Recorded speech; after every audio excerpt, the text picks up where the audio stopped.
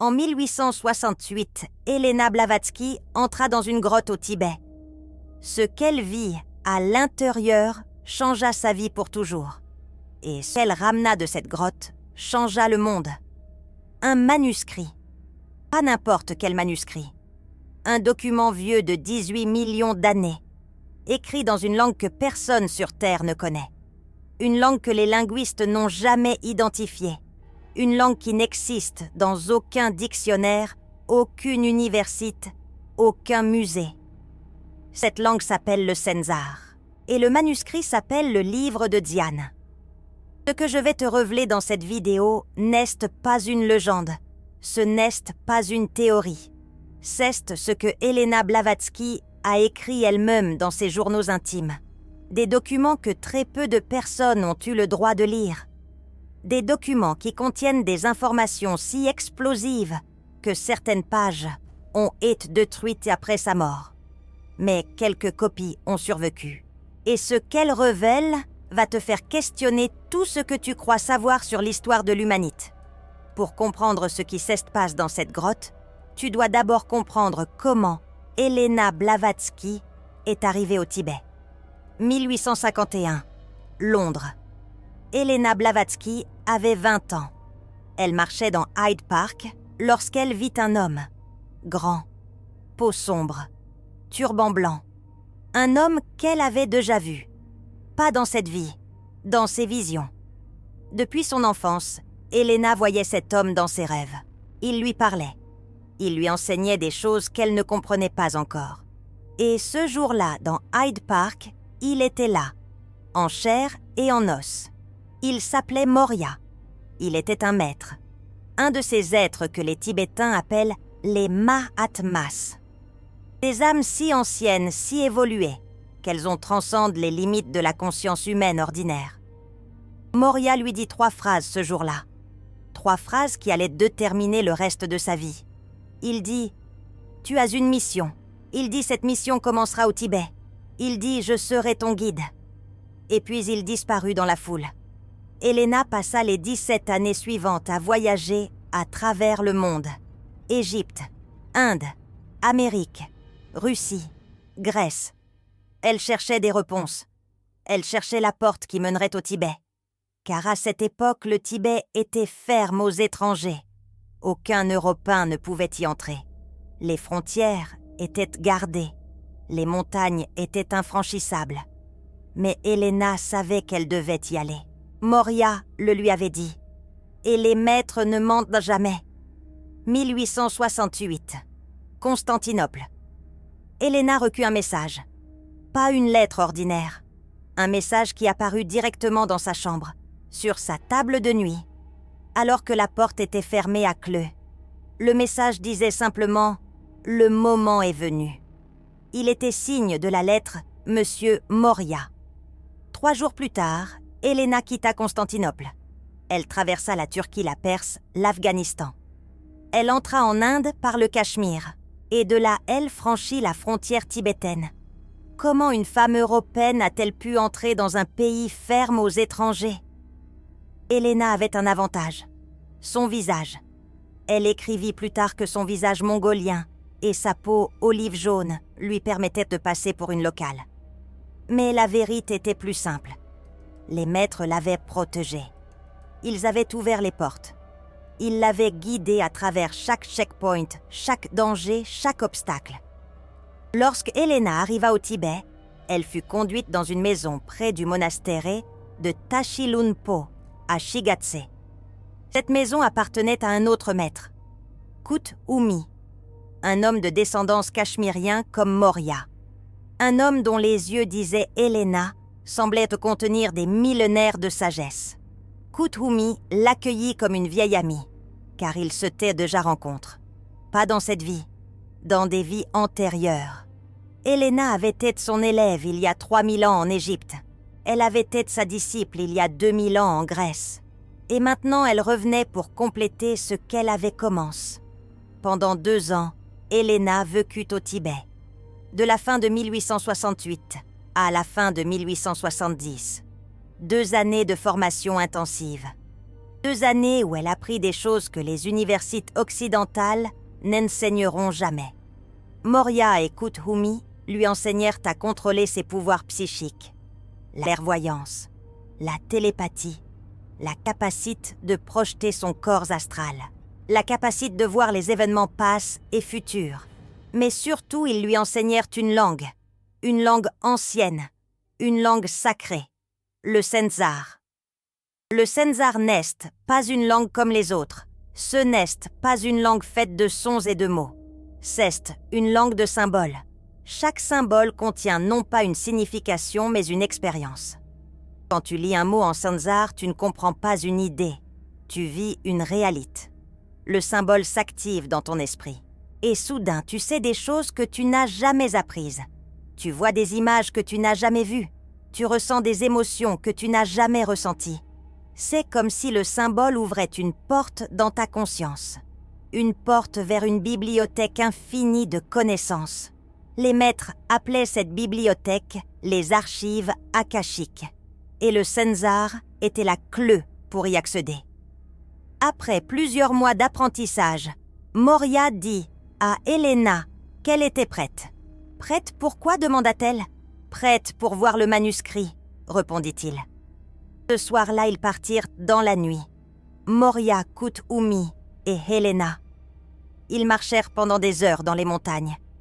Le froid était intense, la neige était profonde. Mais Helena ne sentait pas la fatigue. Une énergie étrange la portait, comme si ses pieds ne touchaient pas vraiment le sol. Et puis ils arrivèrent, devant une paroi rocheuse. Rien de spécial, juste une montagne comme les autres. Mais Moria posa sa main sur la roche, et la roche s'ouvrit. Helena écrivit plus tard qu'elle ne comprit jamais comment cela était possible. La pierre solide se sépara comme de l'eau. Une ouverture apparut, et ils entrèrent. À l'intérieur, la grotte était immense. Pas une grotte naturelle, une construction.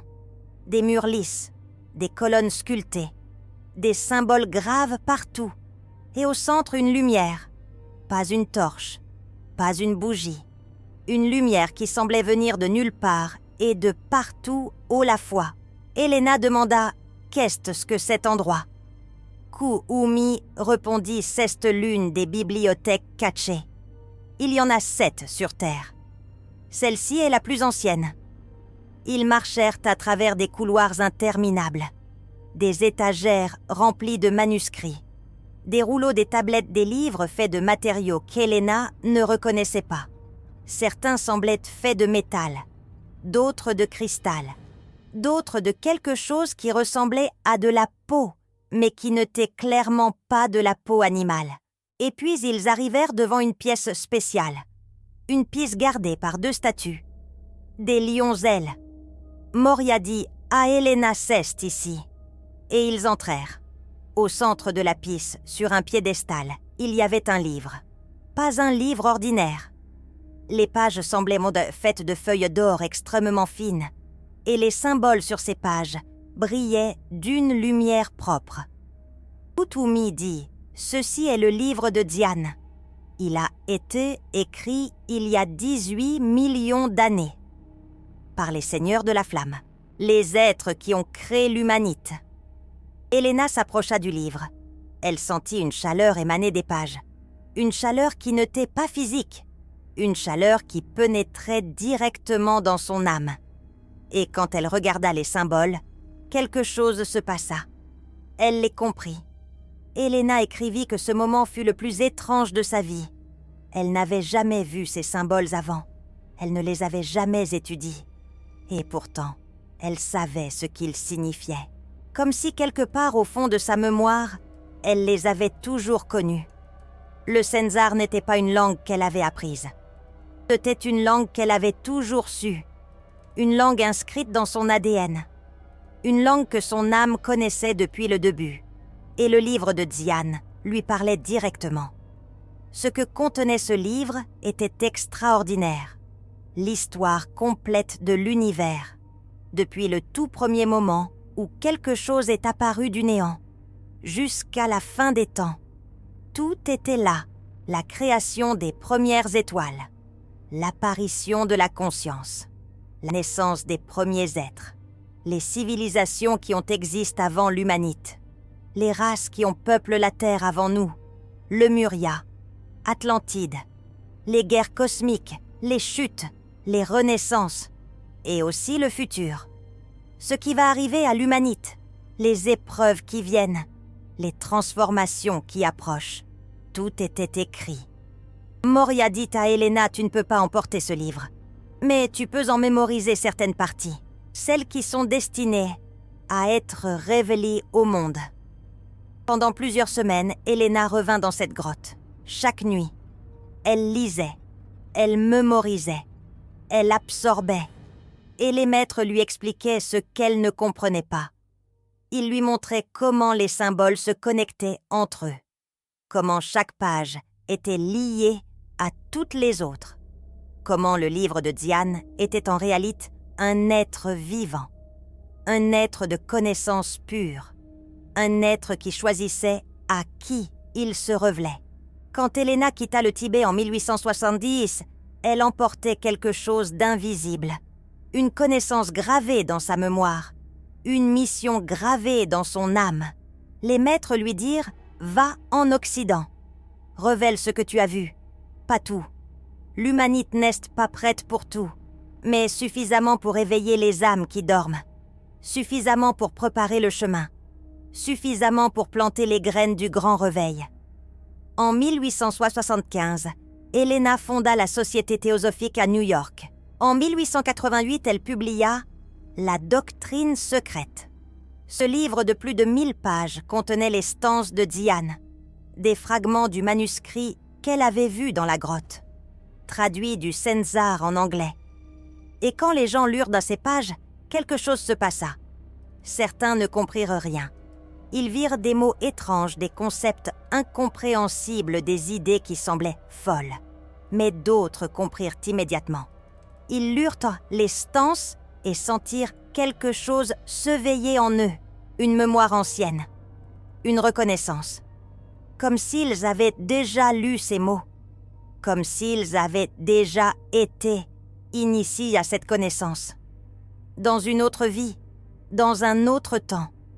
Ce sont ces personnes que Helena appelait les âmes rares. Des âmes qui portent en elles une connexion avec les maîtres. Des âmes qui ont été formées dans des vies antérieures. Des âmes qui reconnaissent la vérité quand elles la voient. Pas parce qu'elles la comprennent intellectuellement, mais parce qu'elles la ressentent. Parce qu'elles résonnent avec quelque chose de profond en elles. Et si tu es en train de regarder cette vidéo maintenant, c'est peut-être parce que tu es une de ces âmes. Laisse-moi te donner un test. Un test que Helena Blavatsky utilisait elle-même pour identifier les âmes rares. Ferme les yeux pendant quelques secondes. Visualise une montagne enneigée. Au sommet, il y a un monastère. Devant le monastère, il y a une porte rouge. Et devant cette porte, il y a une personne. Tu ne vois pas son visage. Mais tu sens sa présence. Ouvre les yeux. Si pendant cette visualisation tu as ressenti quelque chose, une chaleur, une familiarité, un sentiment de retour, alors tu sais ce que cela signifie. Tu es déjà à la base, pas dans cette vie, dans une autre, et quelque part au fond de toi tu t'en souviens. Les grottes du Tibet existent toujours. Les bibliothèques cachées sont toujours là, gardées par les maîtres et leurs disciples. Inaccessibles au monde ordinaire, mais accessibles à ceux qui savent comment les trouver. Helena écrivit que le chemin vers ces grottes n'est pas un chemin physique. On n'y arrive pas en marchant. On y arrive en méditant, en élevant sa conscience, en se connectant avec les maîtres, car ces bibliothèques existent simultanément sur le plan physique et sur le plan astral. Et c'est sur le plan astral qu'elles sont le plus facilement accessibles. Je vais maintenant te révéler quelque chose que les maîtres ont enseigné à Helena. Une technique pour accéder aux fragments du livre de Diane qui sont pertinents pour toi. Pas le livre entier. L'humanité n'est toujours pas prête pour le livre entier. Mais les parties qui concernent ton âme spécifique, les parties qui peuvent t'aider dans ta mission, les parties qui sont destinées à toi, et à toi seul. La technique est celle-ci. Chaque nuit avant de t'endormir, allonge-toi sur le dos. Place tes mains sur ton plexus solaire. Ferme les yeux. Respire profondément 3 fois et visualise. Visualise que tu voles au-dessus des montagnes de l'Himalaya. Tu vois la neige en dessous de toi. Tu sens le vent froid sur ton visage. Et tu voles vers le Tibet. Tu voles vers Shigatse. Tu vois le monastère de Tashilhunpo. Et à côté du monastère, tu vois une maison. La maison de Kuthumi. Atterris devant cette maison. Frappe à la porte et attends. La première fois que tu feras cet exercice, il ne se passera peut-être rien. Ou peut-être que la porte restera fermée. Cela signifie que tu n'es pas encore prête. Que tu dois continuer à purifier ta conscience. Que tu dois continuer à te préparer. Mais un jour, la porte s'ouvrira. Et derrière cette porte, il y aura quelqu'un. Peut-être Kuthumi lui-même. Peut-être un de ses disciples. Peut-être simplement une lumière. Et cette présence te guidera. Elle te montrera ce que tu as besoin de voir. Elle te révélera les pages du livre de Dhyan, qui sont destinées à toi. Elle répondra aux questions que tu portes depuis des vies. Elena a dit que cette technique fonctionne pour 3% de la population. Les 3% qui sont des aims rares. Pour les autres, rien ne se passera. Ils verront des rêves ordinaires. Ils ne se souviendront de rien. Mais pour les aims rares, cette technique ouvre une porte. Une porte vers les bibliothèques cachées. Une porte vers les maîtres. Une porte vers la connaissance qui a été gardée secrète depuis des millénaires. Maintenant, laisse-moi te dire quelque chose d'important. La raison pour laquelle je partage ces informations n'est pas accidentelle. Les maîtres ont prédit que le début du 21e siècle serait une période cruciale. Une période où les voiles entre les mondes deviendraient tout plus minces. Une période où les aims rares commenceraient à se réveiller en masse. Une période où la connaissance cachée devrait être révélée progressivement. Pas tout d'un coup. Cela serait trop dangereux. Mais petit à petit, vidéo après vidéo, révélation après révélation, pour que ceux qui sont prêts puissent se préparer, pour que ceux qui dorment encore puissent commencer à s'éveiller. Le livre de Dhyan contient une prophétie spécifique sur notre époque. Elena n'a pas été autorisée à la publier dans la doctrine secrète. Mais elle l'a mentionnée dans ses journaux privés. La prophétie dit ceci. Quand les machines penseront comme les hommes, le moment se rapproche. Quand les humains parleront à travers l'air sans fil, le réveil commencera. Quand l'image d'un homme pourra voyager instantanément autour du monde, les âmes rares sauront que leur heure est venue. Regarde autour de toi. Les machines pensent maintenant. Nous parlons à travers l'air sans fil. Les images voyagent instantanément autour du monde. La prophétie se réalise. Et tu es là pour en témoigner. Ce n'est pas un hasard que cette vidéo soit apparue dans ta vie aujourd'hui. Le livre de Dhyan enseigne qu'Ilni a pas de hasard. Chaque rencontre est un rendez-vous. Chaque découverte est une révélation programmée. Chaque moment est exactement ce qu'il doit être. Tu as et te guides ici, par les mêmes forces qui ont guidé Elena vers le Tibet, par les mêmes maîtres qui gardent les bibliothèques cachées, par la même intelligence cosmique qui orchestre tout. Si cette vidéo résonne avec quelque chose en toi, alors tu comprends ce que je dis. Si en écoutant ces mots, tu as senti une reconnaissance, une familiarité, un sentiment de retour, alors tu sais qui tu es. Tu es une âme rare. Tu as été aux bibliothèques cachées dans une autre vie. Tu as lu le livre de Dhyan avec d'autres yeux. Et maintenant tu te souviens. Pas consciemment, pas complètement. Mais suffisamment pour sentir que ces mots sont vrais. Suffisamment pour savoir que ta mission n'est pas terminée. Le bouton Super Thanks en dessous de cette vidéo est ce que Elena appelait la chaîne d'Ori. Quand une âme rare reconnaît une autre âme rare, ce geste crée un lien invisible. Un lien qui transcende le temps et l'espace. Les maîtres observe ces liens. Il les enregistre dans les archives akashiques. Et chaque lien renforce le ruisseau. Le ruisseau des âmes rares. Le ruisseau qui prépare le grand réveil. Ce n'est pas une question d'argent. C'est une question de reconnaissance. Une âme qui dit à une autre « Je te vois ». Je sais qui tu es. Nous faisons partie du même plan. Dans les prochaines 24 heures, observe les signes. Si tu vois le nombre 33 ou 333, Kest Moria, qui te confirme que tu es sur le bon chemin. Si tu vois le nombre 44 ou 444, c'est Kuthumi qui t'envoie son soutien. Si tu rêves de montagne ou de monastère cette nuit, c'est une invitation. Une invitation à continuer le voyage. Une invitation à approfondir la connexion. Une invitation à te souvenir de qui tu es vraiment. La prochaine vidéo que je vais publier révèle quelque chose d'extrême. Le contenu exact des 7 premières stances de Diane. Ce que Elena a vu sur les premières pages du manuscrit. L'histoire de la création de l'univers tel que les seigneurs de la flamme l'ont raconté. Ce n'est pas ce que les religions enseignent. Ce n'est pas ce que la science croit. C'est quelque chose de complètement différent. Quelque chose qui va changer ta compréhension de la réalité. Abonne-toi et active les notifications pour ne pas manquer cette révélation. Maintenant, j'aimerais t'entendre. Dans les commentaires, réponds à cette question. As-tu déjà rêvé du Tibet? As-tu déjà eu des visions de monastères ou de grottes? As-tu déjà senti une connexion inexplicable avec cette région du monde? Écris ton expérience, car chaque témoignage aide les autres âmes rares à se reconnaître. Chaque histoire partagée renforce le réseau, et chaque connexion nous rapproche du moment où les bibliothèques cachées s'ouvriront à nouveau.